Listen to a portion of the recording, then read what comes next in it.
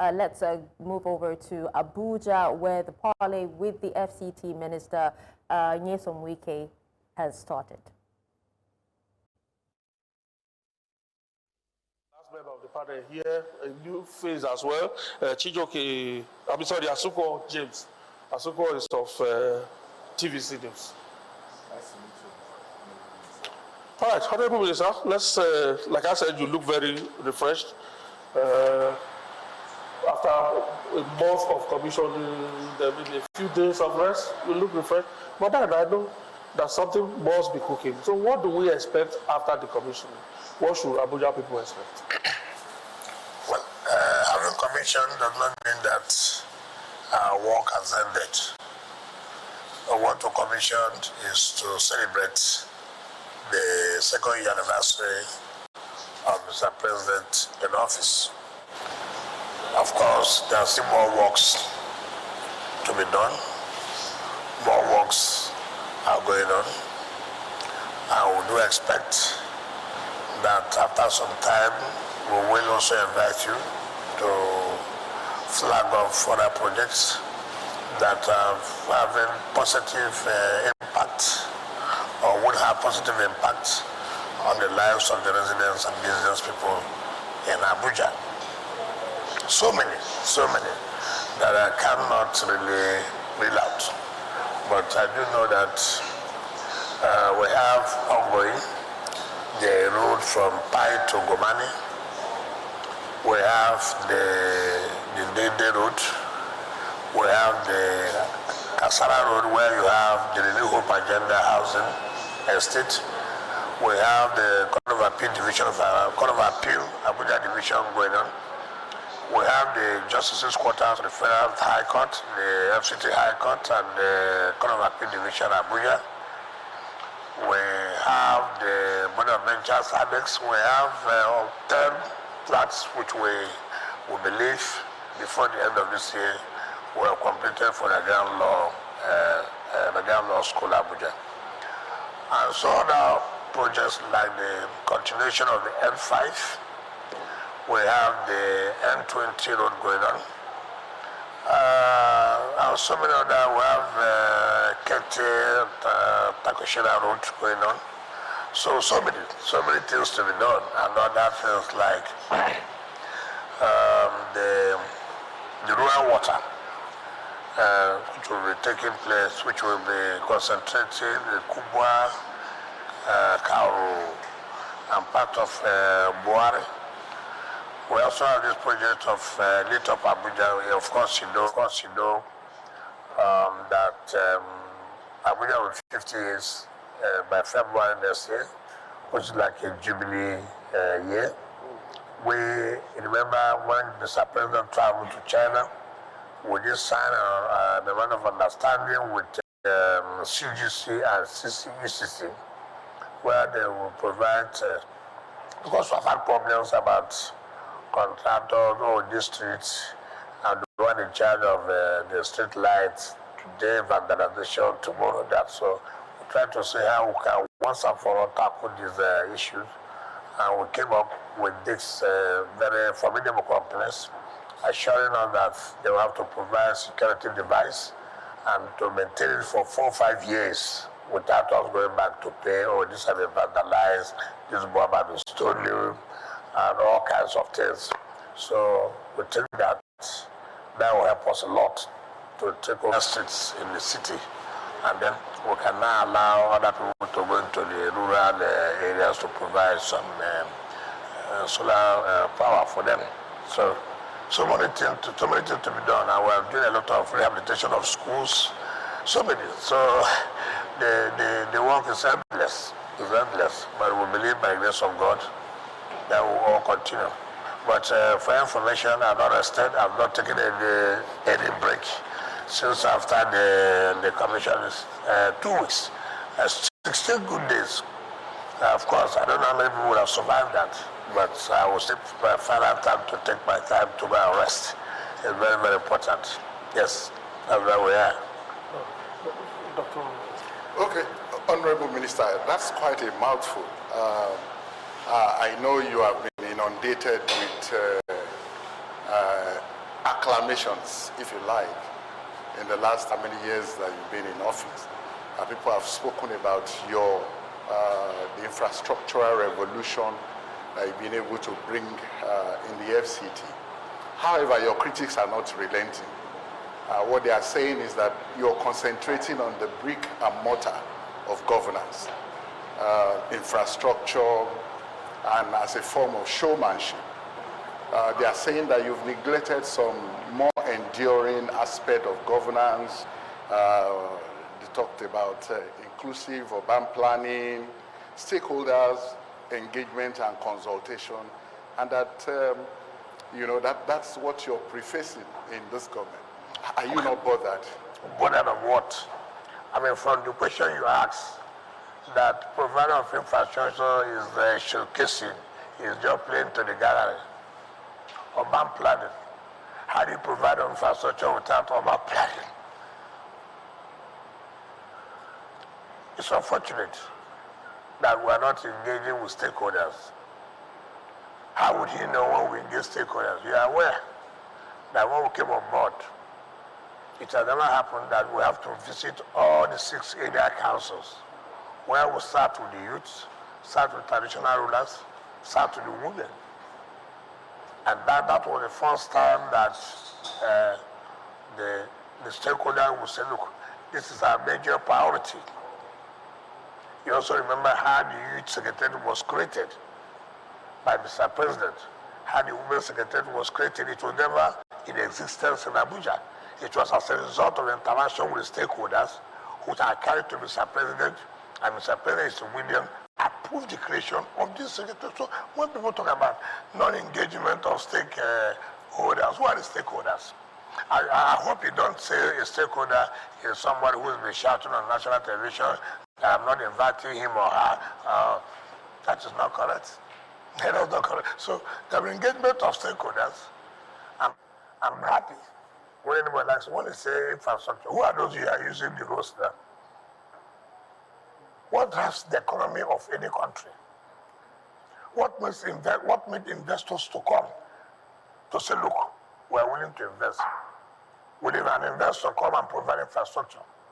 Will an investor come and provide roads? When these things are not in place, it will not encourage anybody to come. Because these are the primary things first that an investor will see and say, yes, I want to establish an institution here. Is there any access to that? I want to establish a private hospital here. Are there roads? I want to set up a manufacturing. I want to do mechanized agric. I agree. Are there access roads in case that will bring in this produce to the city? So people just, for purposes of criticizing when they don't have anything to say. I will use one local thing we normally say in my place. And pardon me to say that. My people say, if you don't have anything to say against somebody, you use one like say as him be. Because you have nothing to say. I mean, you must appreciate when a government has done well. You don't need to like the person in charge. By the grace of God, you have turned on an infrastructure revolution in Abuja. That means the government of Mr. President is working. At least, let's step from here. So, I appreciate that. And we have not said that we would have solved the entire problems within 2 years. Where has it happened? This is a government that inherited so much problems. And we are doing all our best, taking time to fix them. And suddenly within 2 years, something you have not done for 10 years, 20 years, since 1999, within 2 years, everything must have been fixed. That must be a miracle. I put my hand on here and say, be healed. And you are healed. It's not possible. It's not possible. Yes. Honorable Minister, it's interesting that you mentioned rehabilitation of schools. Yeah. You talked about more projects that are coming. Because like my colleague mentioned earlier, the criticism has been that you've been focusing or leaning on physical infrastructure, which you're doing laudable well. People have been praising you for that, including connecting rural roads that have long been forgotten. However, I'm curious, Perhaps to tell us more about some of the social development plans that you have beyond schools. Are there any? For instance, health, urban poverty, homelessness. What is the FCT doing in that regard? Now, I also want to appreciate, you just said here that people of that are doing well in terms of rules, correcting rules, but have you also accepted, are you convinced that in terms of education, that we are doing something? We don't know. That's what You see, that is why, We have the point I'm making is that I want to give a challenge to this, and I will plead that the Mandate Secretary of Education will fund the logistics, and give you 1 month.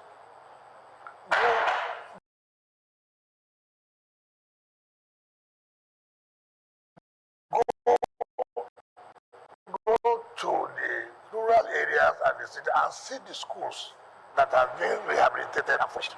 The problem is because we didn't go to commission. If I'm going to commission, you would have had this question. For me, I thought, look, what am I going to, commission, innovated schools, furnished schools? For me, it's not important. Also, in terms of the social development, talking about in terms of the youth, we are seeing what we are doing in Yaya, the Youth Development Center. As we speak to you now, we are building 3 sports centers for our youth. One in, I think one in Guatemala, and then 2 in the city here. So we're taking it, seriously, so that we know that once we are focused with this, we are done with this, we move to the next. It's not just to scratch, and let it be that at the end of the day, you scratch, nothing meaningful will come out of it. So these are things that we are doing. Maybe it is not possible. It's not possible for us to say, look, we want to go and flag off on these projects, we want to go and commission on these projects. It's not possible.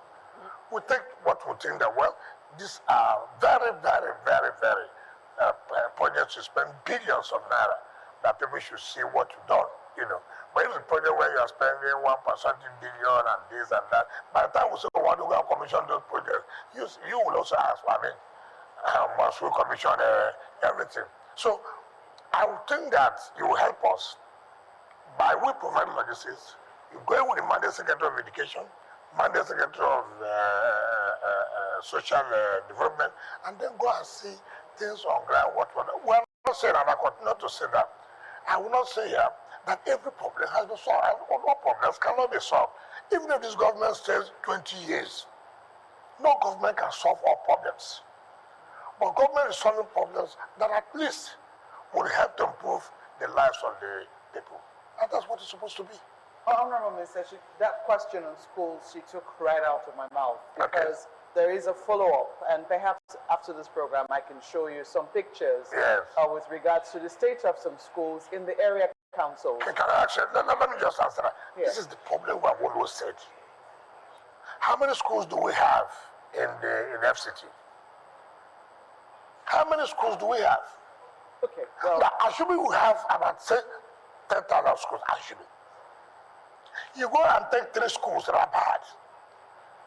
The mischief makers.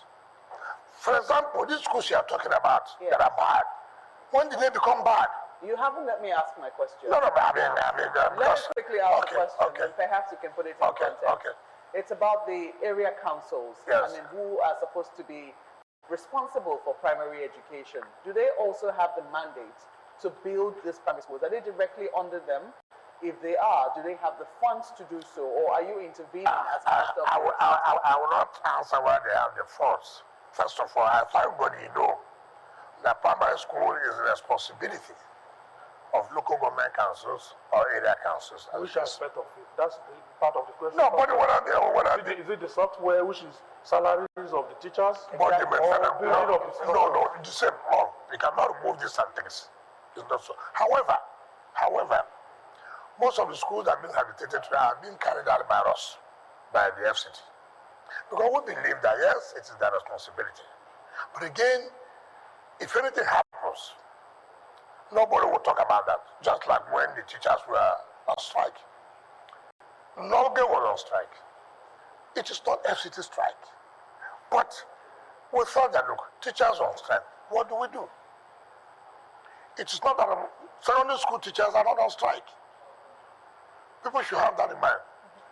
The tertiary education under FCT, they're not on strike. People should know that. Now, what do we say? They go and tell them to go to the gate of FCT, carry children, stay there, we're at home, to try to embarrass the government. I didn't talk. Because let me finish. Because I know it's just blackmail. We have come to intervene severally. And what's the intervention? The funds they are having, they have said it's not enough. Remember, the increment in the minimum wage affected them.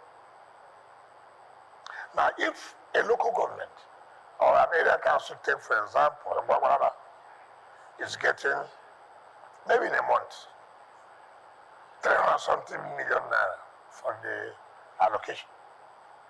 And then he gets IGR, their own share of the 10% monthly they get. Assuming they get like 2.something billion, that 2% billion is shared among the six area council, but not on equal basis, based on your own contribution. So, assuming whatever gets additional 150 million naira or 200 million, as the case may be, that adds to the 300, 500 million. What's the salary structure? What's the salary of the staff of Bamana for teachers and local government staff? It's more than 500 million. Now, if you expend that, what other money do you have to carry out other services? That's why there's a problem in our federal system, where you go to the headquarters, to the capital, and negotiate for minimum wage for states and local government councils. What is the capacity of this area council or local government to be able to pay? And look at people and say, employ. It is sometimes madness when you say in FCT alone, we have over 55,000 workers. How do you justify it? 55,000 workers doing what?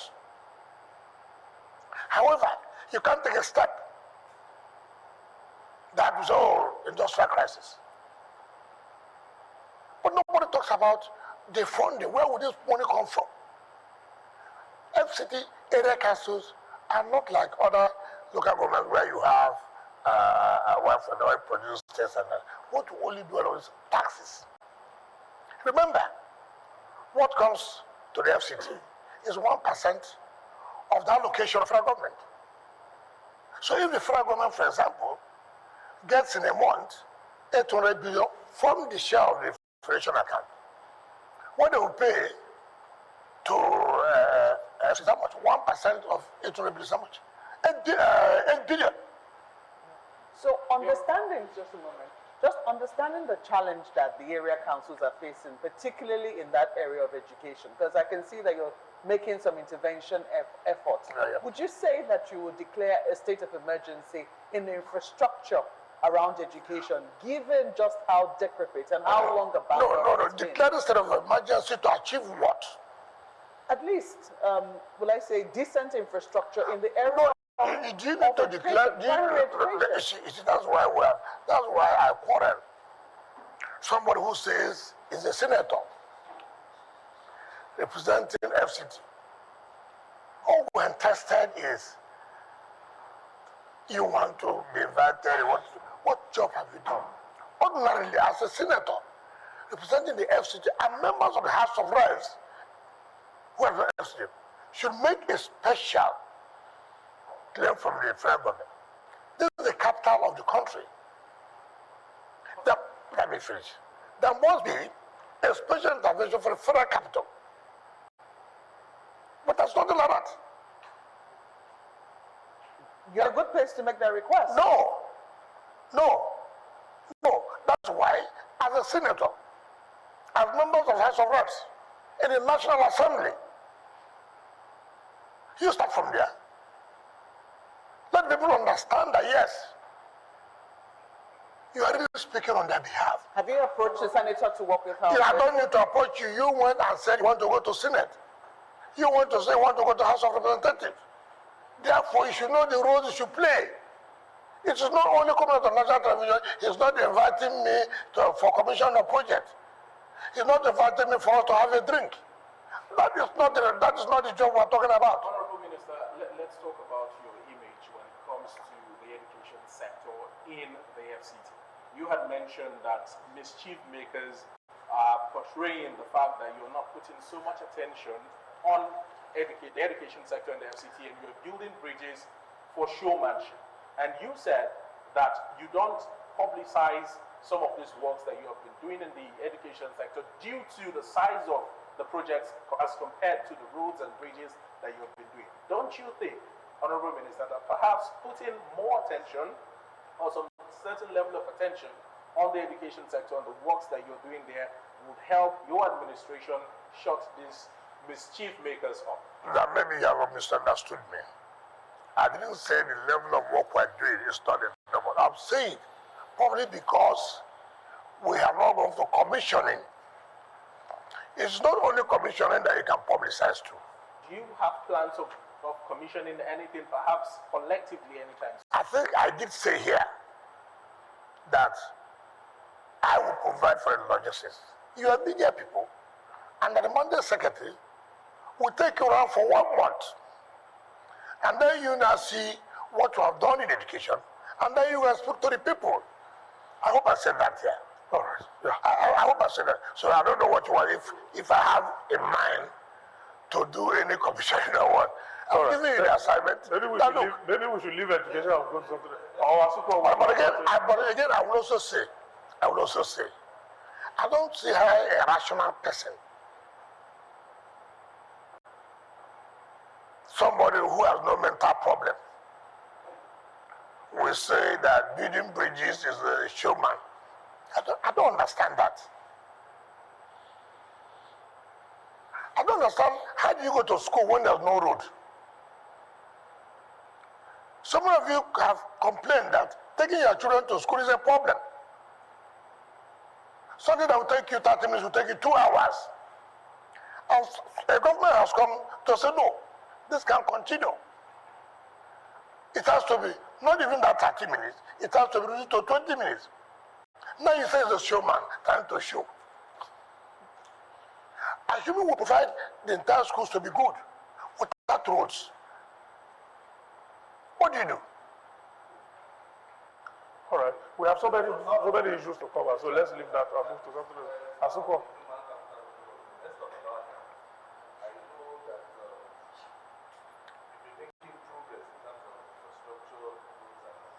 What of healthcare in the FCT? Well, I know that if you also concentrate on the hospitals and all, the residents will also be happy. Don't you think so? in terms of what? Why do you think we're not in the health? Because that you think we should do? No, like I know there are some councils that don't have general hospitals. Must every council have a general hospital? Or specialist hospital, for instance, rather than them coming down. Is it a problem in Nigeria? Maybe you should just No, I'm coming. in the health sector. Take for example, and that is the politics we play in this country that's so bad. In as much as I want to provide access to education, I want to talk about quality of education. Everybody wants a university to be its committee. Nobody has asked, these two universities you have provided, what's the quality? All you are interested, let there be universities everywhere, but no quality. I would prefer that I have 3 universities, for example, and then you can talk about the quality of that university or schools. Now, we'll do the same thing you've not talked about in terms of general hospital. I don't know why anybody should think that within 2 years in office, you have provided general hospitals in all the area councils. That is not possible.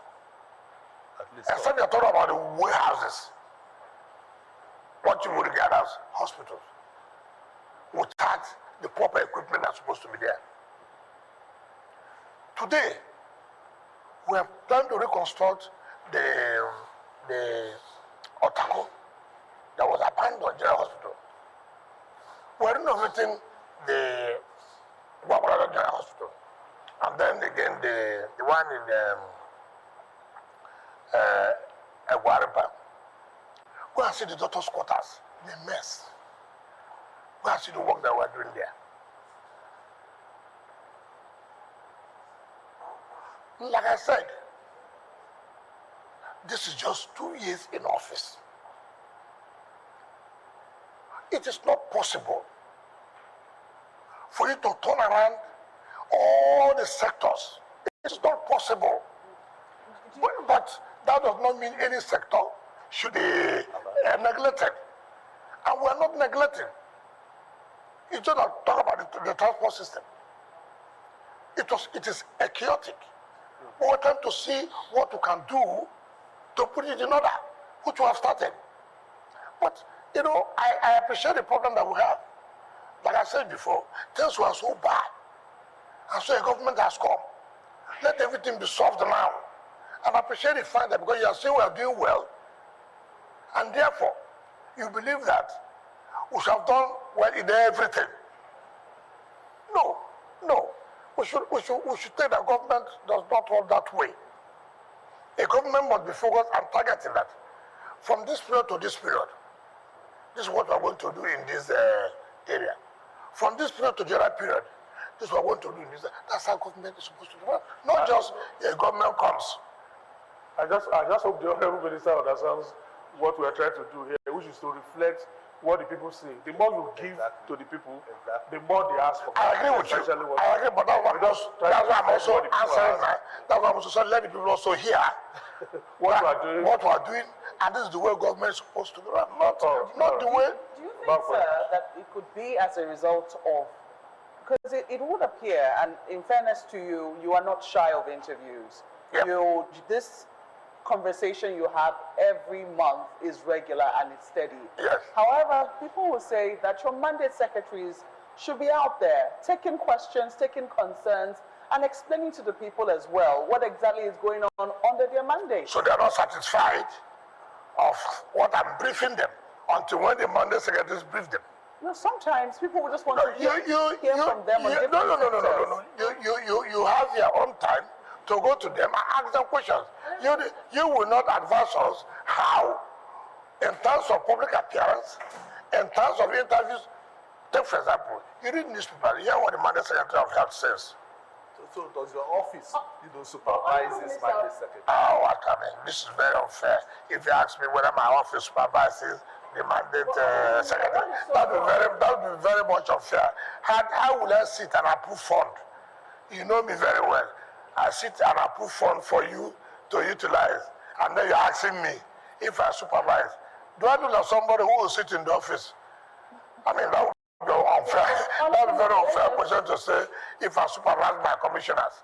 Let me just No, that would be quite unfair. Before I move on from education very quickly, what is so wrong if you stamp your face with perhaps one commissioning of a school project? We have seen you with so many roads, so many physical projects. What is so wrong if you do commission one school project? So the anger of the people is that I have not gone to commission. Okay, let me promise them now. So can I promise them? From your submission. Can I promise them? Okay. And promise you too. If that's what you want. It's not me. No. It's What I mean you. your submission. What I mean you are speaking on behalf of them. Because of their worries. Because of their worries. I have not said, okay, to satisfy them, to satisfy you who asked the question, we'll take on 10 schools. As I leave here, I'll tell the mandate secretary and tell the protocol to set up a program. Well, and of course, we won't do the ones in town. We'll have to go to the rural areas. And I hope you oblige us to also be there. All right. Okay. And two, we won't do it live. I hope you like that. Because you know where I'm going to. Because you know who benefits from the life coverage. Let's go to something different. About 2 weeks ago or so, you signed an MOU for the Abuja City Walk. Yep. We understand that the Abuja City Walk is patterned after the Dubai City Walk. But for those of us who don't know what the Dubai City Walk is all about, I say us, for Abuja residents, we don't like to give an insight into what this Abuja City Walk brings to the table. Yes, let me tell you, it's most unfortunate what we find. Leaders say leadership is key in anything you are doing. We're privileged. We're privileged to have traveled, and most of you too would have traveled. And then when you go to some of these cities, you see that. You say, wow, what is this? What's difficult that we cannot replicate our cities to be like this? To give it, that yes, this is what investment's all about, and this is what grows economy. And then we come back home, and even to social city, or very fine city. And even to the other city, very fast. What makes it fine? It's a city that you can find everything that will improve the lives of the people, that make things easier for the people, and then will improve the economy, will create jobs. So what's wrong that it's not applicable in your own place?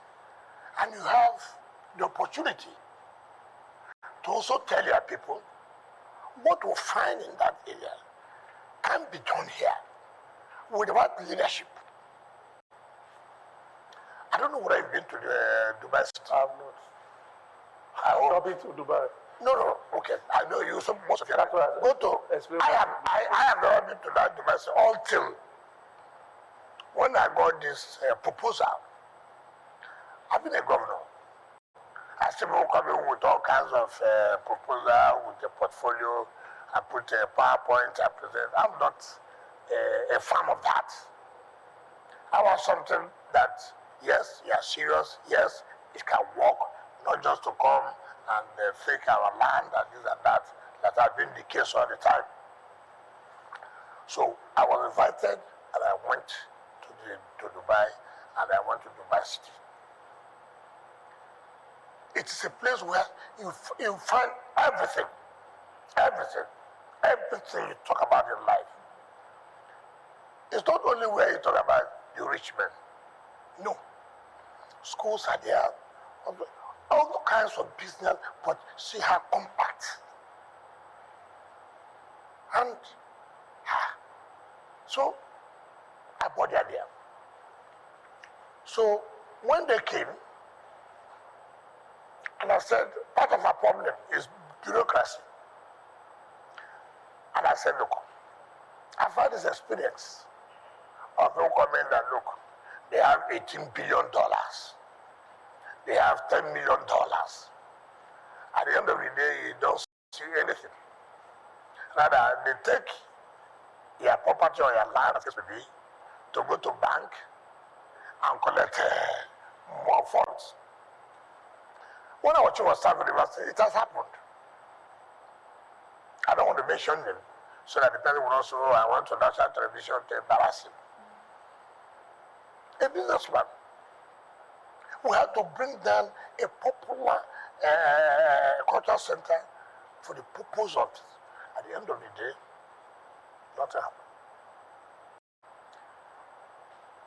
So when I became governor, I wanted to take back about it. It became politics. In fact, the person went out to start saying that because it's an job, that's why I'm doing what I'm doing. I mean, madness. I just stay away. No, so that you don't call this, because it's very, very important. So when they came, I said, listen, what do you want?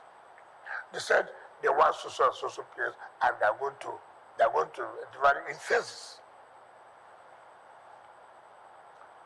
So, what time limit? They said when they want to go back and then come back and see whether we are ready. So I said, no, we are ready now. We'll take you to where we think. And all those who will be involved must accompany us. The director land, the director survey, the director development control, the director urban and regional planning.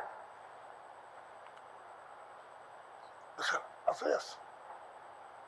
We moved them to the place, and they were very happy. I said, okay, what do we do?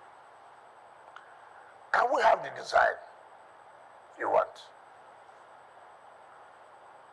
Director development control, I don't want to hear bureaucracy. Oh, some staff are trying to, sabotage. Oh, you didn't pay this. I don't want that. And I told them, bring the drawings. I will take it and submit it to the development control. Development control, tell them the charges. Within 24 hours, it must be done. And it was done. And they paid the fees. Now, that's okay. Director land, prepare documentation for them. However, if in this first phase, you are not able to complete the first phase or achieve it, the land reverts back to us automatically. Not where you see people are applying for mass housing. 10 years, nobody's doing mass housing. 10 years, they are divided selling the land. Look at the problem we had with the Paco. You know where a sunrise is? Sunrise. But a good chunk of land. Paco claimed that the FCT gave them 500 hectares for housing. For how long?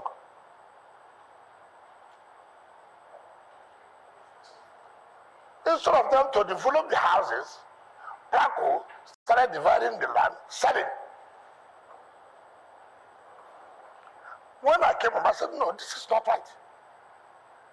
If it's to sell land, government could as well sell the land and make money and develop the city.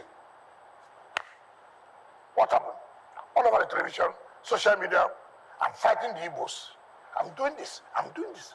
That is the country where you are in. Now, on this investment, which the people have signed,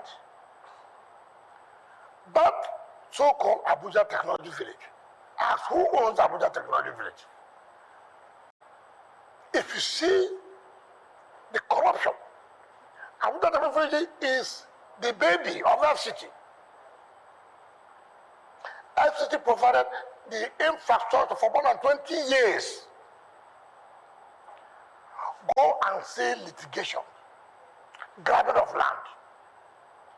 20 years, nothing has been done. 20 good years.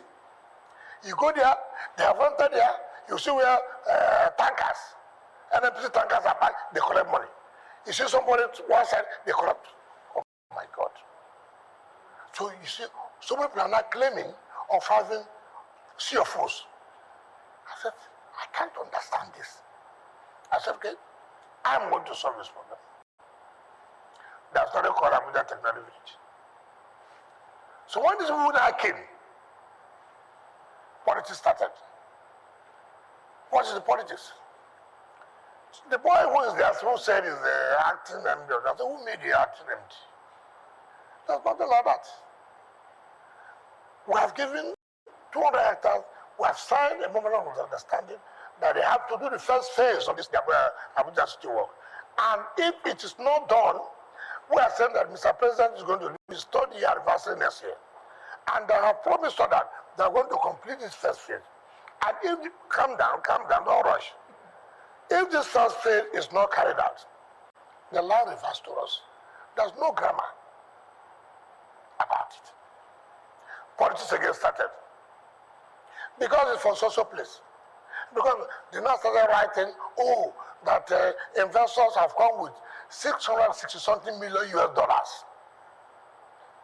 This is came now because of these investors have come.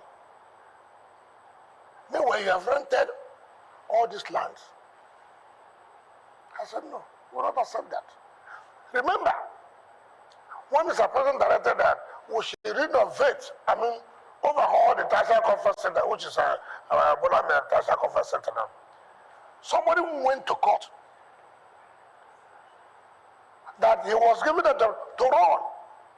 He pays to FCT 50 million naira a year. And you and I can attest to the whole place was run down. When we shut down the place, politics came. Oh, one senator called me. Oh, why can you do this? How can you do that? I said, what did I do? Oh, this man is my man. I said, yes, there's nothing wrong. But as a senator, as a citizen of this country, who loves this country, are you happy that that is the International Conference Center, that you host international bodies? He went to court. I ignored it. It's our property. It's not your property. And look at the money we spent. Look at what it is today. You are paying us 50 million a year, but we have made over 1.something billion in a month. What is you are paying us 50 million naira a year? So what I'm trying to say, you see, if we don't, it's a leadership we require, people may not like it. People may not like it, but it has to be done. So now, what we are doing now, in that place, I hear somebody say he is going to court. I said, look, it's good. That will not stop us from going on to bring such a project that will change the face of the city, create employment. I was just about to ask you the benefits. What we are hoping to benefit. Take for example now, as you are building the structure, with a lot of people working here. Take for example, I'm just using that as an example. You are creating a hub where so many facilities will be. You spend over $1 billion. What investing $1 billion in an economy? What benefit do you think you will derive? So many things. Look at the constructions of what will be, how the economy will change. And somebody is telling me that because of their selfish interest of renting for over 20 years, makeshift, the government will not move on, the city will not move on. And we have been crying. Not just happening in Abuja. And people, the president has traveled so much of winning investors that the environment is conducive. We can guarantee you this, guarantee that. And you are sitting down to sabotage that effort because of your selfish interest. We will not allow that. Minister, the amenities that you had mentioned that will be in the Abuja City Walk and the other side attractions kind of seems similar to things you would find in places like Centenary City or even the Renewed Hope City that is springing up in, within the FCT. Where is the Centenary City? Well, I'm driving somewhere, Honorable Minister. You had mentioned that the first phase of the project will be commissioned by next year, ahead of Mr. President's 3rd year anniversary in office. How is this possible? That within this short time... Why not? You see, hold on. Sometimes let's ask questions. This is what you have told me. And I said, if you don't do this, the land goes back. So it's not my business. My business is our understanding that unlike where you give out land, like I've told you here, somebody took 500 hectares of land for housing. Where is the housing? You give me a CFO. Nothing to say, if this is not done, the land goes back to a government. And this is how people have used government to make money without carrying out the whole essence of the agreement. But if you see today, we have changed that pattern. I've changed that pattern now, that if we come now to say what do you call swap, we'll provide infrastructure in these areas, then we'll use the land. We agree. Let there be proper documentation. From what time to what time. Before there's nothing like that. And nobody will want, and if you have now come to say, look, this pattern must change. People begin to query it. It was not done there before. The mere fact that it was not there before does not mean it will not be here today. We must have to do things that will make people came now because of these investors have come. Meanwhile, you have rented all these lands. I said, no, we will not accept that. Remember, when Mr. President directed that we should renovate, overhaul the Tertiary Conference Center, which is our Tertiary Conference Center now. Somebody went to court that he was given it to run. He pays to FCT 50 million naira a year. And you and I can attest to the whole place was run down. When we shut down the place, politics came. Oh, one senator called me. Oh, why can you do this? How can you do that? I said, what did I do? Oh, this man is my man. I said, yes, there's nothing wrong. But as a senator, as a citizen of this country, who loves this country, are you happy that that is the International Conference Center, that you host international bodies? He went to court. I ignored it. It's our property. It's not your property. And look at the money we spent. Look at what it is today. You are paying us 50 million a year, but we have made over 1.something billion in a month. What is you are paying us 50 million naira a year? So what I'm trying to say, you see, if we don't, it's a leadership we require, people may not like it. People may not like it, but it has to be done. So now, what we are doing now, in that place, I hear somebody say he is going to court. I said, look, it's good. That will not stop us from going on to bring such a project that will change the face of the city, create employment. I was just about to ask you the benefits. What we are hoping to benefit. Take for example now, as you are building the structure, with a lot of people working here. Take for example, I'm just using that as an example. You are creating a hub where so many facilities will be. You spend over $1 billion. What investing $1 billion in an economy? What benefit do you think you will derive? So many things. Look at the constructions of what will be, how the economy will change. And somebody is telling me that because of their selfish interest of renting for over 20 years, makeshift, the government will not move on, the city will not move on. And we have been crying. Not just happening in Abuja. And people, the president has traveled so much of weighing investors that the environment is conducive. We can guarantee you this, guarantee that. And you are sitting down to sabotage that effort because of your selfish interest. We will not allow that. Minister, the amenities that you had mentioned that will be in the Abuja City Walk and the other side attractions kind of seems similar to things you would find in places like Centenary City or even the Renewed Hope City that is springing up in, within the FCT. Where is the Centenary City? Well, I'm driving somewhere, Honorable Minister. You had mentioned that the first phase of the project will be commissioned by next year, ahead of Mr. President's 3rd year anniversary in office. How is this possible? That within this short time... Why not? You see, hold on. Sometimes let's ask questions. This is what you have told me. And I said, if you don't do this, the land goes back. So it's not my business. My business is our understanding that unlike where you give out land, like I've told you here, somebody took 500 hectares of land for housing. Where is the housing? You give me a CFO. Nothing to say, if this is not done, the land goes back to a government. And this is how people have used government to make money without carrying out the whole essence of the agreement. But if you see today, we have changed that pattern. I've changed that pattern now, that if we come now to say what do you call swap, we'll provide infrastructure in these areas, then we'll use the land. We agree. Let there be proper documentation. From what time to what time. Before there's nothing like that. And nobody will want, and if you have now come to say, look, this pattern must change. People begin to query it. It was not done there before. The mere fact that it was not there before does not mean it will not be here today. We must have to do things that will make people think that, yes, we are carrying out the right thing. And people will have confidence in you. Okay. Honorable Minister, I still want to follow up on the issue of you said 45,000 hectares allocated to a health institution.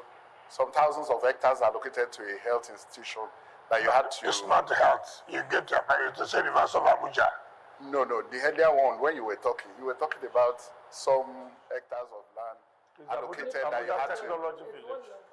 Abuja Technology Village. Exactly. So I want to ask for an update on the 11,000 hectares of land allocated to Abuja that University of Abuja that went bust recently. That's one.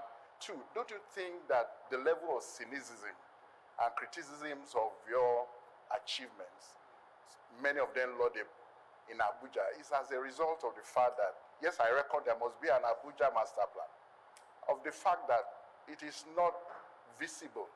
For instance, you have in Singapore, people can keep track of development. In Singapore now, people know what next government is going to do. Don't you think that you should make it visible to the public, in which case they can keep track of it? They know, for instance, what's the next thing that someone is going to do? You know what I like us? We're not being realistic. You are seeing what I'm talking about here now. We're being theoretical. Why are we having problems? That even when government has said, this is the master plan, somebody comes to destroy the master plan, and you come up to us and say, this cannot be. Instead of you to agree that what I'm doing is the right thing, you come with ethnicity and religion. And that is the truth of the matter. That is the truth of the matter. That's the bane of our problem here. I thank God you are here asking this question. But tell yourself the simple truth. Assuming that the man who destroyed that master plan is from your area. No, let us tell ourselves the simple truth. And I've come on board to say, no, this is wrong. We have to go back to what it's supposed to be. Being a journalist, he will come and meet you. See what a Wike is doing. Because he hates the Igbos. He hates the Yorubas. He hates the Hausas, for example. As somebody whom I think should say, listen, tell me the truth. Did you know the story master plan? Yeah, but isn't this because there is no transparency? Nobody knows that is the point. What the master plan is No. about. What is transparency? The master plan is a document. The master plan is a document. Of course, it's not, take for example, if we say, here's a green area, I must be green. Somebody in government comes in, or a director in the ministry, or in the FCT, one way or the other, plays this game. And then, unknown to you, let me tell you, these 500 hectares of land I was saying, that was given to Praco, was signed by a director of lands when the minister had just left. And what did they do? They connived, they went to court without, and served FCT without the legal department knowing. And even if you know, they take somebody in the legal department to go and concede to the case. You are handicapped. Can you just clear up this issue between the Abuja Technology Village and the Abuja City Walk? No, there's nothing to the Abuja Technology Village. There's nothing to clear about the Abuja Technology Village. There's nothing to clear. I'm the minister of the FCT. Right? Abuja Technology Village is a creation of the FCT. Okay. So nobody is going to court to stop the Abuja City Walk? What are you going to court for? Is it the Abuja Technology, who is Abuja Technology Village? It's a baby of the FCT. I don't understand. Because investors have taken you to court. They say they've invested so much. They have it presented. They do have the CEO of the land. And Honorable Minister, you talk about investors. Can I tell my sister? I have told you here about what has happened in that Abuja thing. I have told you here that for the past 20 years, that government has provided infrastructure for people to come and invest. Did you understand me? And I told you that nothing has happened. What they were doing was to cut some part, give some people rent out this and that. Is that investment that you're talking about? Is that why government will provide such level of infrastructure? And let me tell you, nobody will say gazetted by who? By who? Can you help us? Can you help us and give us the gazette? So all of that have been revoked, and the land reverted back to them. We have given land to the investors, and investors are going to invest and build on that land. Investors. Yes. That's the Abuja City Yes, those who want to invest. That's the clarification. That's what I'm saying. So it does not matter anybody. I told you here, there are so many CFOs there. I told you this. But is it the fault of the investors? Who do you call an investor? Excuse me. Who do you call investor? Who do you call investor? People who bring their money into the country. Where is the money for 20 years? Where is the money? What about the Abuja University, University of Abuja? So okay, hold on. So let us not take that now. Yes. So when you say investors, when you say anybody comes here, I'm an investor. You're an investor for 20 years. Not one block has been put on ground. And you use government land to go to rent and collect money. So that makes you an investor. That is not correct. Now you talk about Abuja University.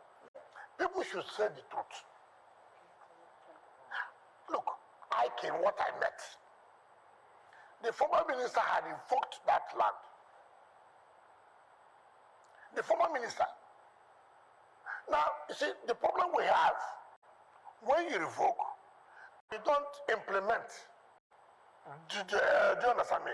Now it looks like nothing has happened. That's why I said, the problem we have is that the inability of previous administrations to implement decisions they have faking. Now, and let us tell ourselves the simple truth. Tell me anywhere in the world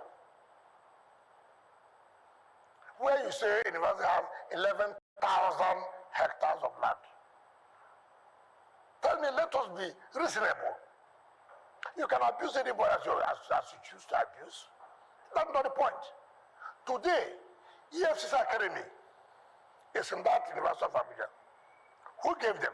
Was that the one? If it is your property, FCT Academy, police have their own property there. And who said this? That's the security district. No road, nothing.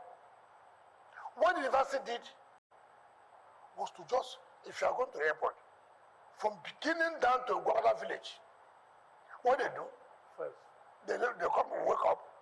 Can I, you probably should take it easy. It's their colleague that asks the question. So let the public also benefit and appreciate what is going on. What you have to do, sometimes you have something, they cut out. They give you. They collect money. What kind of system is this? And we have got to listen. There are institutions. Here we are getting decongested. You know that. Abuja are getting congested. Do you know that? And we have to move.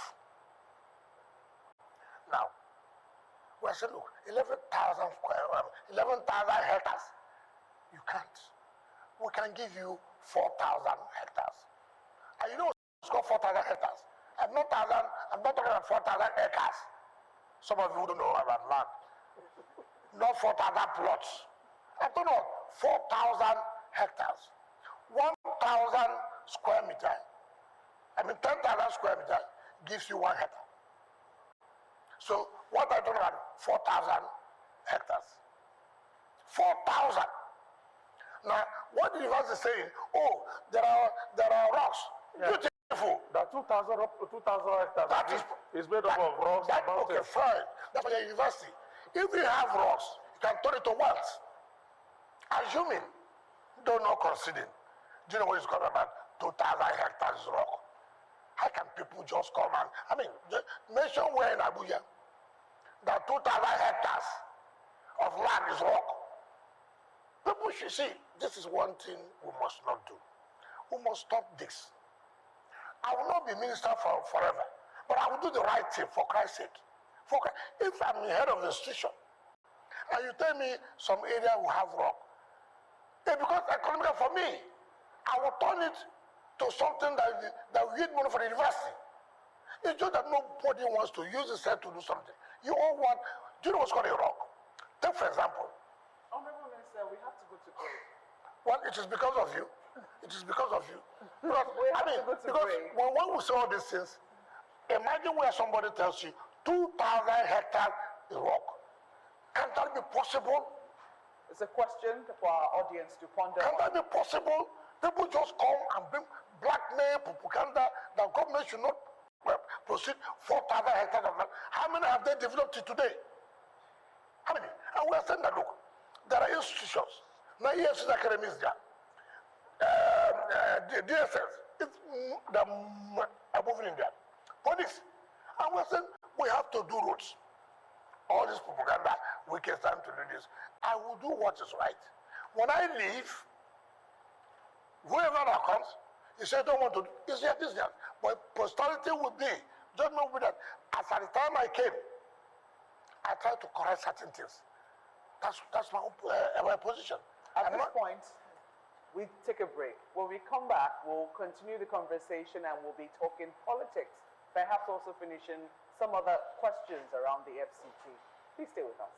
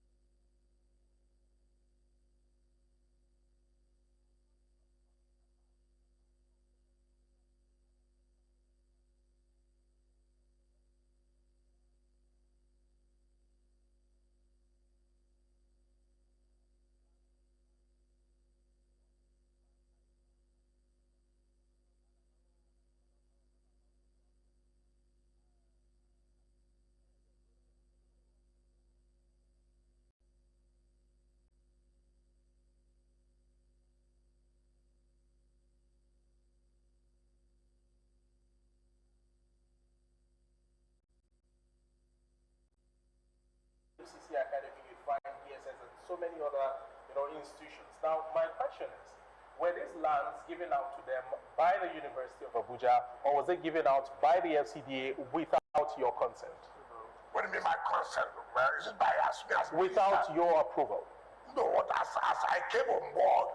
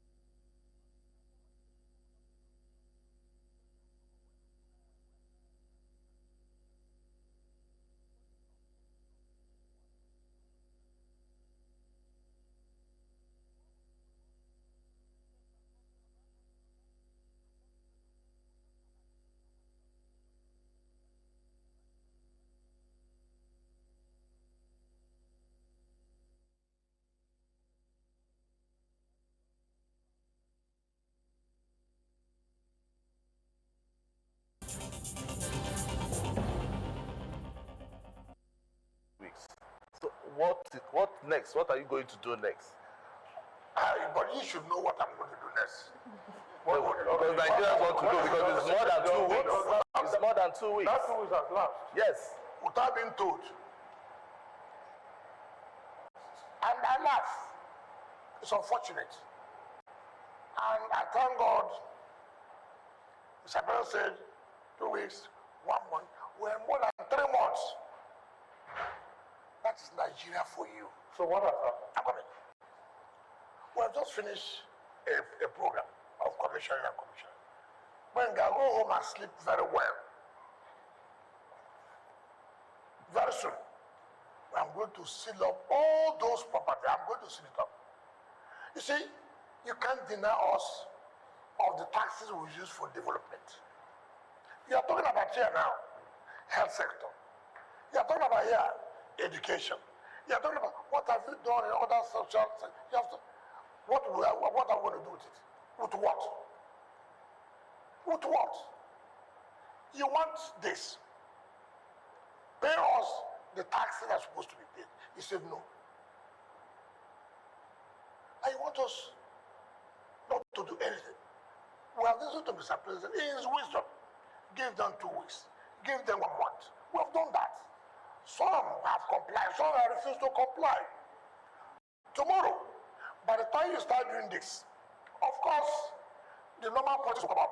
Sometimes they say, well, you see, this is a political period, it's not good to antagonize voters, this and that, these are businessmen, it's not good to let investors not lose interest in investing, all kinds of things that will be said. I will not listen to that.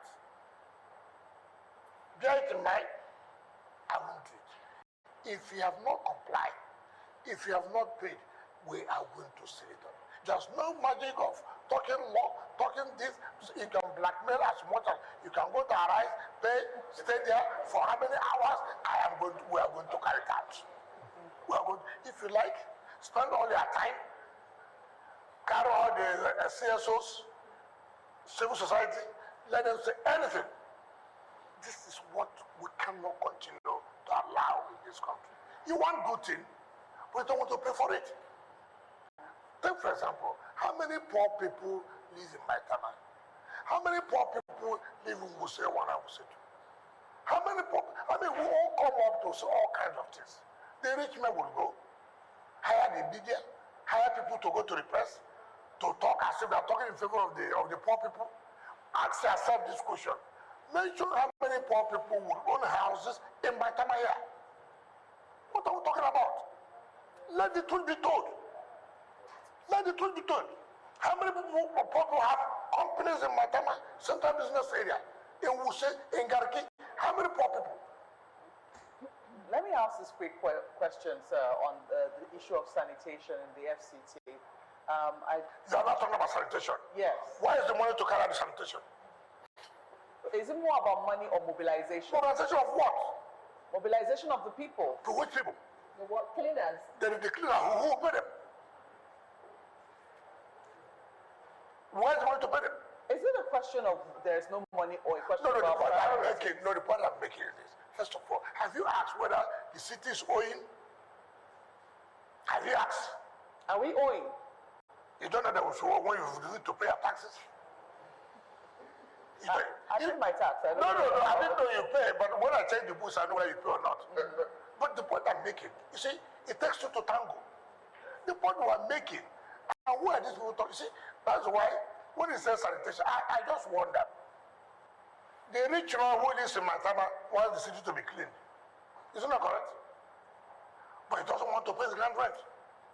But Minister, your administration has boasted of generating a lot of money via ground rent, and even When you say a lot of money, the problem you have, when you say a lot of money, if you pay money for 2023, and that money is used for development or cleaning of the area, does it mean you not pay for 2024? So when you say enough money, what is called enough money? You have a funding problem. Define enough money. So what? Are you saying you're having a funding problem, a money problem in the FCT? Every government has a funding problem. And that's why government blocks all loopholes. That's why in advanced countries, they don't joke with issue of taxes. You can even go free in murder case than going free in tax evasion. Yes, but truthfully. But the point I'm making that, to be fair to you, yes, what happened in terms of sanitation is that we have had all these old contractors before now. As I was going on new procurement process, some people don't have the capacity. But you see, in terminating these jobs, it takes a process. It's this contracts are given political basis. Yeah, my brother, can you take the streets for cleaning? What is his capacity? Does he have equipment to do it? And now, by the time you go terminating, it's a process. And like I said, do you know those who are behind it? You don't know. Some of them are people who are politically influential.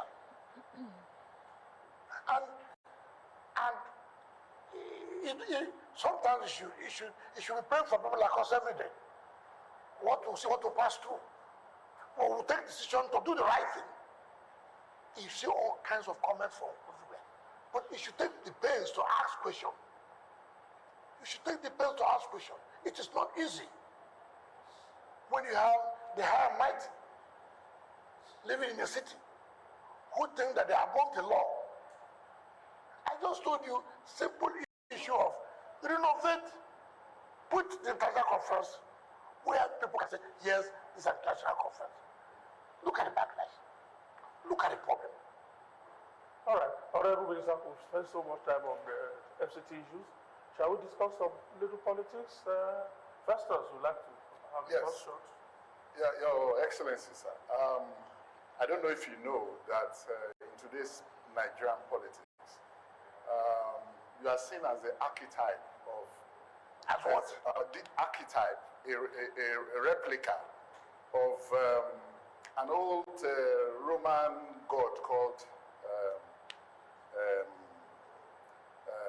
what's his name now, who has Janus. Janus has double face. You are a major stakeholder in the PDP. You are also working in an APC government. People are asking whether this says something loud about your political character and personal ideology. If it does, Is it recommendable? Is this political character recommendable? Second, Your Excellency, is the fact that now one of your political sidekicks, former governor of FCT State, Ayodele Fayose, recently called your party, the party where you spent several years as a major stakeholder,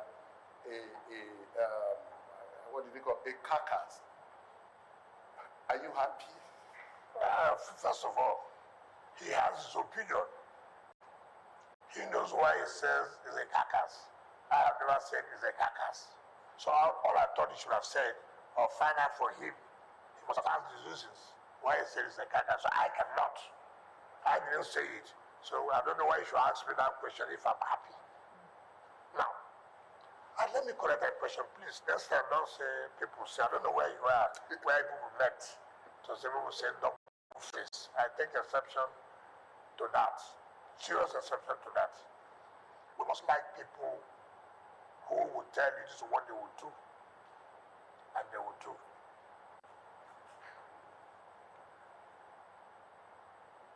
I made it clear. I was not going to support Atiku Abubakar. I did not attend their meetings. After attending their meetings, I went and do a different thing. I said for equity, fairness, and justice, it is the turn of the South to produce the presidency of Nigeria in 2023. I never heard it. So the issue of double face does not arise. They couldn't say they saw me in their campaign. I spoke in their favor, and then I went and did a different that would have been double face. So from day one, I said no. Two. And I said, I'm not going to support them. Who am I going to support in the South? And there are two parties, two alternative parties. You had the APC, I had the, what do you call it, what's it called now? I don't know. Okay, but I hardly remember some of these parties that I have. So it says Labour Party. And I looked at it. Who, first of all, in my own judgment, in my own opinion, will stand to win that election? Two, who has the capacity to take away Nigeria from where we were? That's my own judgment. And I was right. And Bola Tinubu won the election because I was right and said he has that tendency that he is going to win. Two, doesn't have what it takes to bring Nigeria out from where Nigeria was. So that judgment, I'm right today. Now, on the issue of me working in APC government, we forget history. Why is it that? That's why I said we shouldn't have had that question. Bola Ige was a which party when he became Attorney General of the Federation under Obasanjo. So Bola Ige had a double face. Well, he never spoke of his party. He did what? He never spoke ill of the party. The party never had a problem. No, it had a problem. No, what was the problem? I didn't know that you were a major player. I didn't know that you were a major player. I reported the activities of No, you see, that is the problem. When once you have pitched your tent, you don't want to pull out yourself. You don't put yourself. And our questions mostly are based on where your interest lies, which is not correct. Which is not correct. Now, what is the problem in PDP? If you are saying that, look, you're an opposition party, are you not supposed to be the one to put your house in order to fight the ruling party? And when you say put your house together, you are being accused of another thing. It's okay. What is happening in PDP today? Have I not predicted it before now? So what is something that if I'm telling you, but look, if you don't do this, see what's going to happen. It's not in your place to say, let us put so that this thing will not happen. Okay, Honorable Minister, let's talk about those predictions that you made.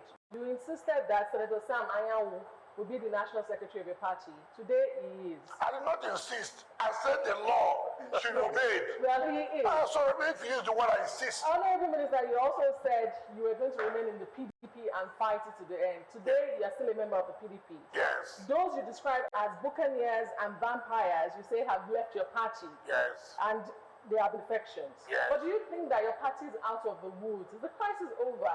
Especially when the President Bola Tinubu, continues to infer to your party as the sinking ship. He's entitled to. Just like I'm entitled to say it about a party. Now, but let us get it clear. I never insisted that Samayan must be. I insisted that the right thing must be done. If the right thing to be done is that Samayan should be, if that is here, title that, I insisted. If the law takes place, so be it. And the law has taken place. And I don't know the second prophecy said I did. Now you remain in the PDP, you will not defect. Then the No, I said I'm going to remain in PDP, and which I'm still in PDP. And that's why I said that the right thing must be done. I will not leave this party, which I have done everything for the buccaneers and vampires. If I have left the party, the buccaneers and vampires would have remained in PDP to come and collect tickets. Is the crisis over? Well, it is over for now. Because there are still some things remaining, which I've told them they must do. One is, our South Zonal Congress that was held must be upheld. There's no two ways about it. Now, when we were doing our South Zonal Congress, the National claimed that the PDP governors were not in support of that zonal Congress. Where are the PDP governors now? Where are they? So, Honorable, our Congress was held in Canada, and there's nothing anybody can tell us. If they want another round of crisis, so be it. That Congress must be. The Chief Darabi emerged as the National Vice Chairman of the Congress. The court allowed it for the Congress to hold. Congress was held. The so-called international chairman of the party went and wrote a letter to INEC. Congress was held on Saturday. Say, for example, on the 5th. And you wrote a letter on the 8th, for example, that Congress has been postponed. Something was held on the 5th. And the 8th, it was postponed. So there are two ways about it. The National Vice Chairman of PDP, South, is Chief Dan Obi. If they don't agree, that's another round of crisis. Two, the Southeast Congress, which they produce, Adeodefa, cannot stand. Adeodefa, the court affirmed, he's no longer a member of the party. You cannot. You cannot. You see, these are the things I tell people that what I don't like is impunity. And for somebody like me, we will not condone it. I will not allow it. We won't fight it except they correct it. They said they're going for their convention. Their convention? Are you not part of it? yeah, the We convention. have not corrected this. The convention is in November. It's in November. Well, let us wait. Let the matter, first of all, there's still time for them to resolve it before we talk about the convention. Resolve the matter. Resolve the matter. If the matter is not resolved, that will be crisis. Okay, sir. Honorable Commissioner, Honorable Minister, how do you see the opposition coalition? What is that? The coalition. What is that? The coalition. Coalition of Yes, the coalition. coalition of who and who? Should I mention the name of the party, the ADC? Listen. If you say ADC, ADC. how is it a coalition? What makes them coalition? What is a coalition? So what's your question on So, A lot of people, so how do you see, These are will they be people- able to survive these are even people next year? in all by their political nature, have been known for decamping going from one party to the other. So every political period you do coalition. Every political period you do a coalition. Every political period you do coalition. Which, you see, if you say some people have joined ADC, it's okay. This is not the first time they have joined new parties. Take, for example, it is in their bloodstream that this is what they want. That you can't change it. Atiku was in PDP in 1999. You forgot? No. You forgot? No. Under Passenger had problem with him. It's not correct. Later he joined who? Yes. AC. Yes. Which AC was controlled by who? Was controlled by who? Not by the president now. First, speak out. We're asking questions. No, you can't. You know. Now, what happened to him after he came back to PDP? Is that correct? Is that not correct? Then what happened? He moved again to APC. Is that correct? From APC again, he came back to PDP. Is that not correct? Is that not correct? Yeah. Just to get presidential ticket every time. Then, from PDP now, he has gone to where again? ADC. Kai. So, you see, let me tell you. You tell me. I don't know. Even his son, I was sitting down. I said, Dad, for whatever it's worth. It's just, how can you tell me as your son, you have made this history of jumping from one party to almost 80-something years? How? But sir, they say they want to rescue Nigeria. Hold on. Rescue what? Who has sank? You were VP for 8 years. You were VP for 8 years. You are retired on National Economic Council. What happened? Honorable Minister, your growl seems to be with the former Vice President. No. I'm taking one by one. Are you undermining? No. Just a moment. Are you undermining? Allow me. Yes. I want the viewers Yes. to you ask, and you're talking about coalition. I said you call coalition because when I move from one party to the other, that means coalition. But you have only taken one person. I'm just explaining. I will take another person. Are you undermining the group of people who have left? Don't forget that members of the APC have also left. Some people have left the APC and are also a part of this ADC party. That's what we are saying. All over our political history, people leave one party to the other party.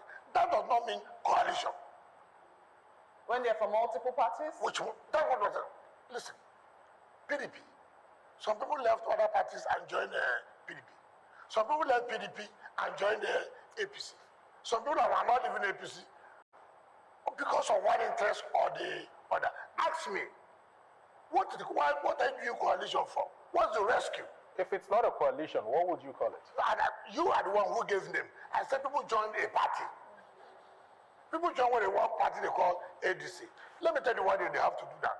It is difficult now for them to have it in PDP. All this has to do with presidential ambition. Can I get my ticket? The way PDP is now, it's not likely that Atiku will get ticket. Therefore, it's not comfortable. Then he goes to tell you, let's come. Let's do a coalition against Tinubu. It's not correct. You look at It is because he cannot get the presidential ticket under PDP. what do we say about Senator David Mark? To do what? Senator David Mark, What who coalition? left the PDP, who has been in the PDP since its inception. Can I tell you something?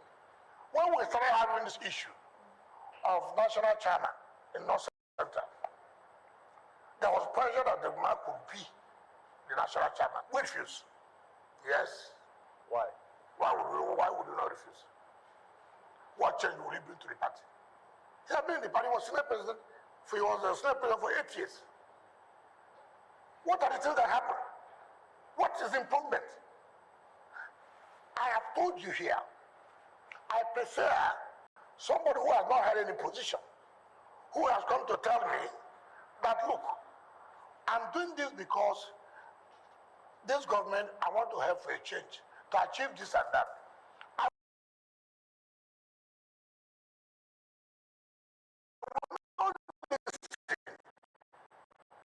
To anybody who has been in power for donkey of years, who has refused to contribute anything to the development of the country. And now you come here, you come now to tell me the story that, look, we need to rescue this country. You were there, the country was sinking. You didn't rescue.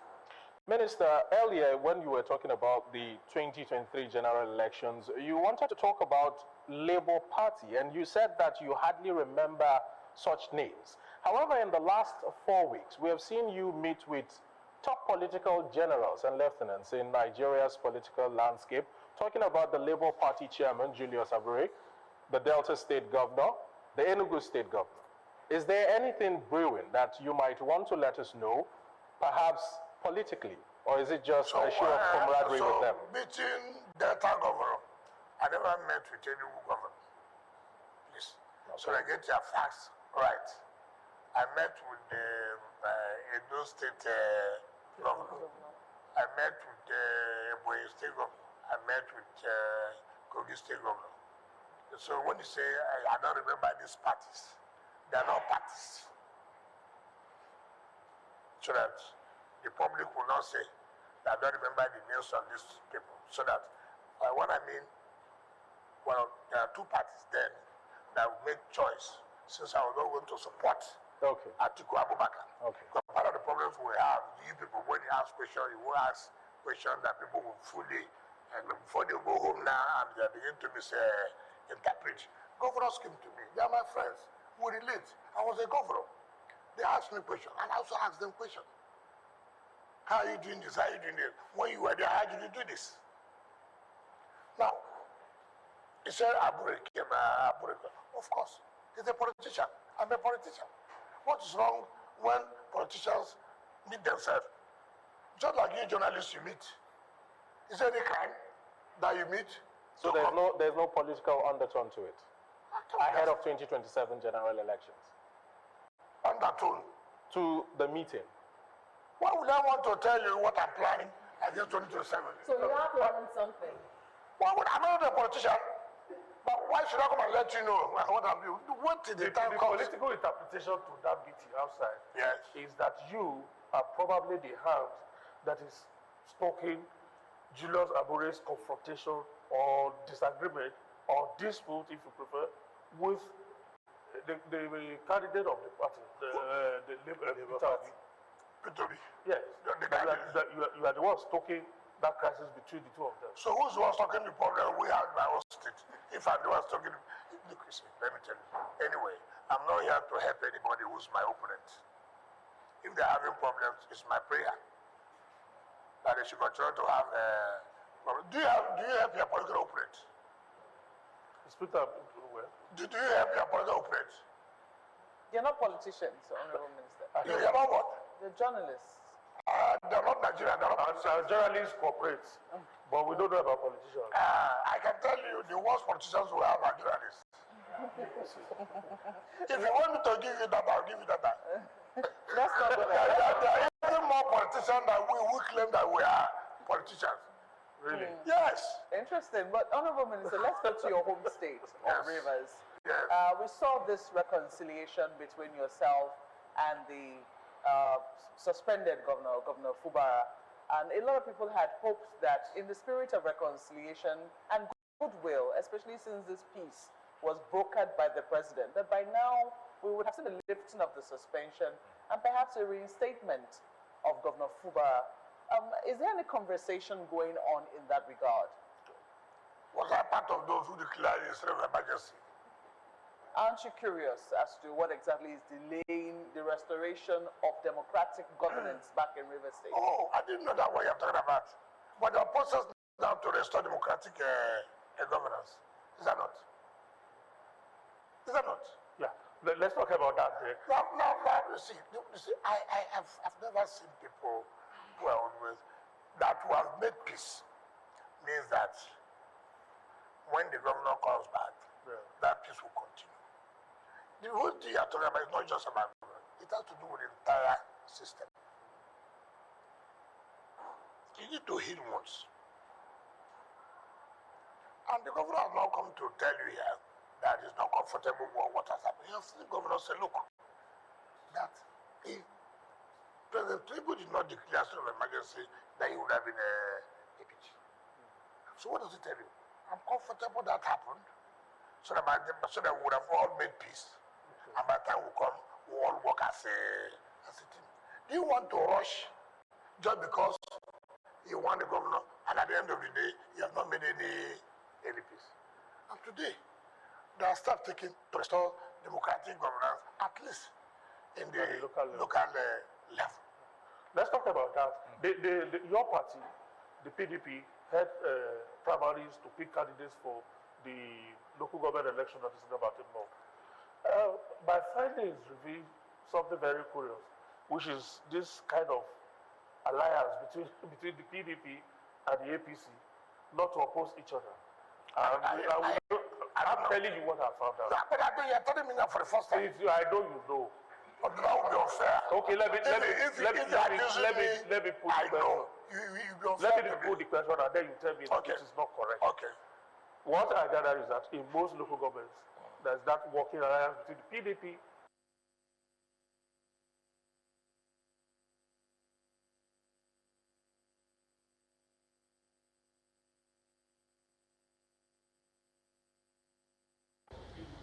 and that was what happened because your party, the PDP, and your other party, the APC, and No, you understand. Okay, sorry. The party that in which were the APC. The APC. I'm not the inside the APC. APC. So is that part of the peace that we're likely to see? The larger peace that we're likely to see in Rivers State, that is one police. Frankly speaking, Really? I think you're the one telling me this, and you're not giving me details of who is the chairmanship here now, APC. And you not told me anything. You don't just say that if PDP is the chairmanship candidate, APC is one. Give me an example. See this program. That's what we're talking about. Yes. You were there. You were there. Yes. The capital. Yeah, what happened?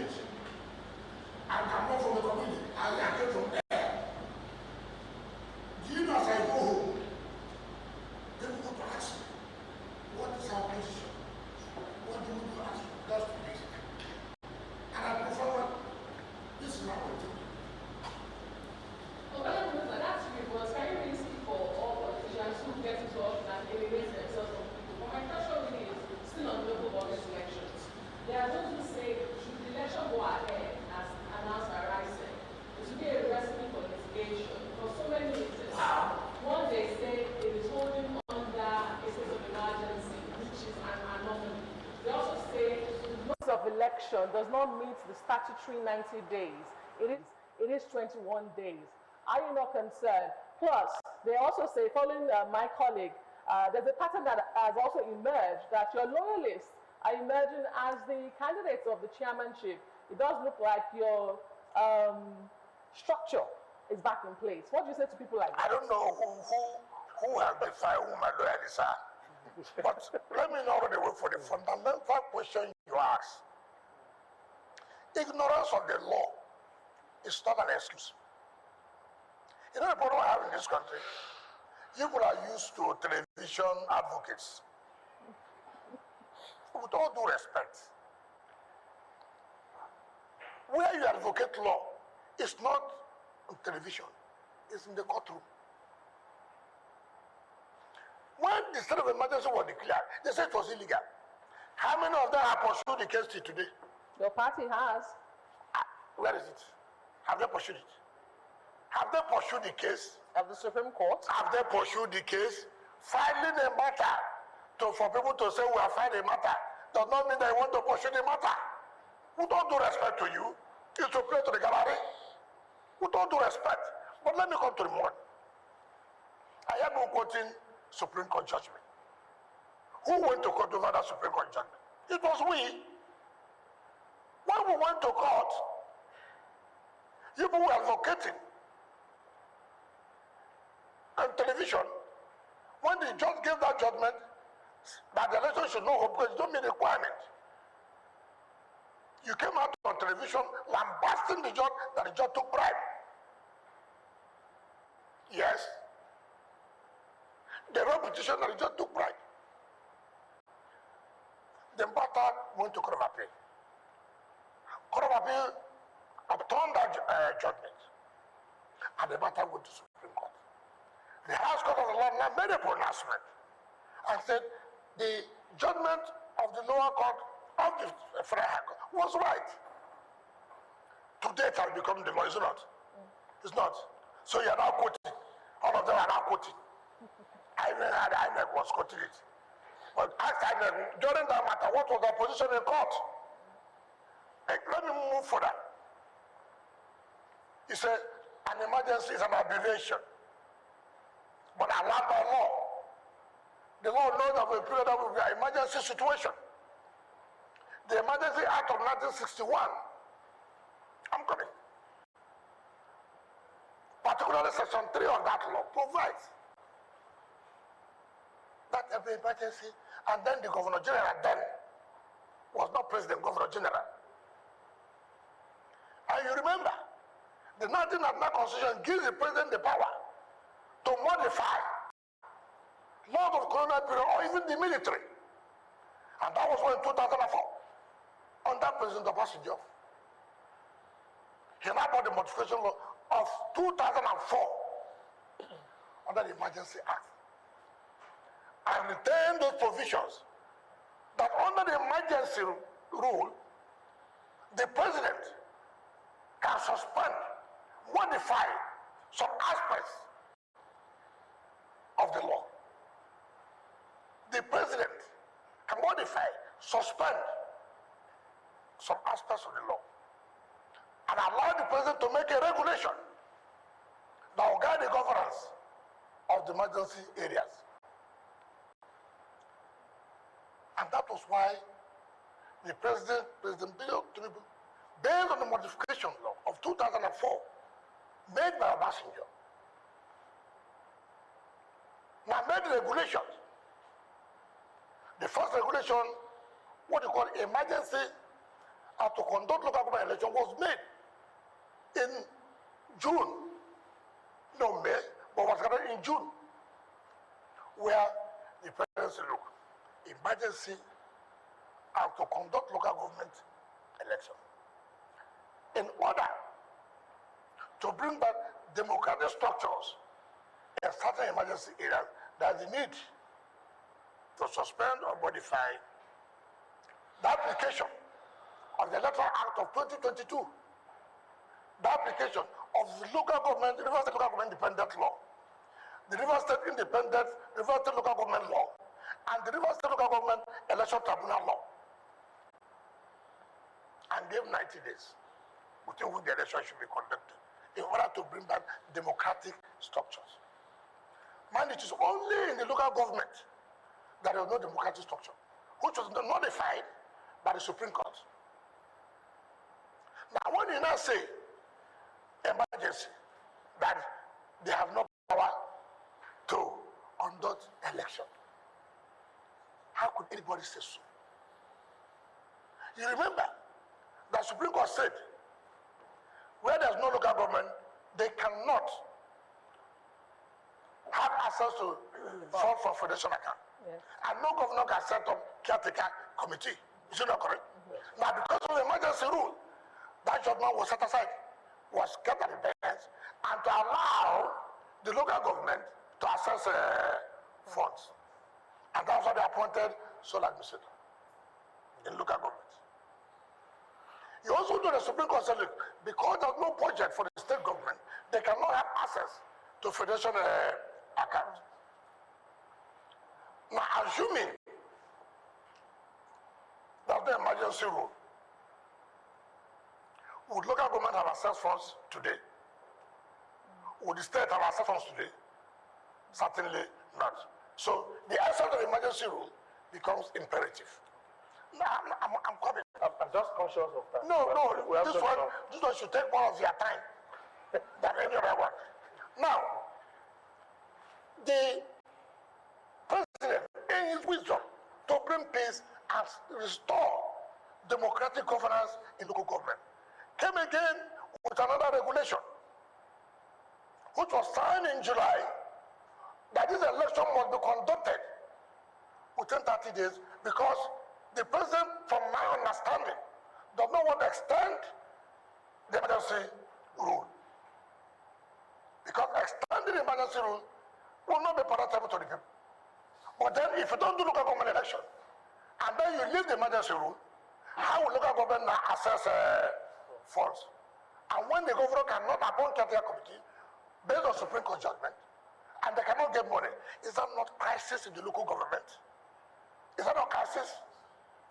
And the president said, look, we don't want this crisis again. While you are here now, conduct this election so that there will be democratic structure in the local government. So that as this emergency rule is being lifted, the governor comes, the assembly comes, right? And the assembly comes, and then they take care of the state. And then there's democratic structure in local government. And then they will have access to their funds. If you don't do that election now, the governor comes, the governor will give notice of 1 year by the Supreme Court judgment. And when you give notice of 1 year, you cannot set up a caretaker committee. And they cannot have access to the federation account. What happens in the local government? All right, we understand all of that. So people should, you see, people should, what if you don't have an idea? If you don't know anything, call people, what is this? What is this? It's not every day. Okay, why not challenges? Why not challenges? Emergency rule allows the president to make regulations, allows the president to suspend and modify some aspects of the law. And that's what he has done by suspending some aspects of the Electoral Act of 2022, which he has the power. All right. Honorable Minister, our time is fast spent. We have just about 3 minutes. You have not hidden your admiration for President Tinubu. 2027 will soon be around the corner. Yes. Should the presidency come from the south? Before? Where will it come from? It will come from where? I'm asking, should. Don't you know my position and our position? So the question is, how fundamental is that? Because if your party, one of the reasons why you were angry with your party was because it went to the north. It went to a northern candidate. They threw it open. They didn't yes. Now your party, you say things are beginning to settle there. If indeed, or when indeed they settle properly, and there's only to the south, will you be supporting a southern candidate from your party? Will you still be supporting President Bola Ahmed Tinubu? Why not? You would have asked me. Why do I think I would continue to support President Tinubu? I would have loved that question. Let me tell you, I presented a paper in Abafima University, and I did say The bane of our problem majorly is leadership. When you get the right leadership, things will begin to change, improve. If you bring somebody from the south in PDP, and I know it does not have the leadership qualities, take for example, every president in this country, right from 1999, had always said that oil subsidy is a scam. They believe so. But nobody has had the courage to say, we know it's a scam. What do we do? You know, President Jonathan, I'm coming. You know, you don't know. If I do it now, if I don't do it, nobody was able to do it. Nobody. The day the man was sworn in, before he took that decision. Yeah, but you just heard President Jonathan did. And Did what? it was in the cabinet you served. President Goodluck Jonathan, Jonathan. did, and there were protests, Protests. and then he returned. Okay, but protest. Were there no protests in this? Was there no protest in this? Has he not been able to solve the problem? Were they as strong as What is strong? What organized? how do I know? How do I know? Honorable Minister. I would have known. You are minister. What I'm talking about, see, let me tell you. Leadership. If you want to do something, let me tell you, don't do it haphazardly. If you know that, not temporarily, not small. Look, a president said, I am going to do this. He knows there will be challenges. He knows there will be a kind of a backlash. But he said, look, I'm going to do it. For a short time, we'll suffer it. But in the long run, we're going to benefit it. Today, look at the money each state is getting. Before, it was not. I've been taking that bold step. People suffered for it at the initial time, but we're coming to, stay with it, and things are beginning to change. That's what leadership is all about. So regardless of who your party feels, you're going to be supporting. So if you can feel a non-entity. I'm just asking. So you are the one who is saying you feel it. What if they feel somebody who has capacity?